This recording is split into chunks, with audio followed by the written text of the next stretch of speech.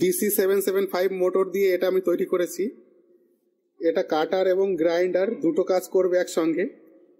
Full video আমার চ্যানেলে খুব শীঘ্রই আপলোড করব। আমার চ্যানেলটিকে সাবস্ক্রাইব করে রাখুন।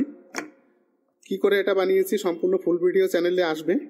এই মোটরটাকে চালানোর জন্য এটা তার পাওয়ার সাপ্লাই বানিয়েছি, সেটাও আমি নিজে বানিয়েছি। এটারও ফুল ভিডিও আসবে আমার চ্যানেলে। চ্যানেলটিকে সাবস্ক্রাইব করে রাখুন।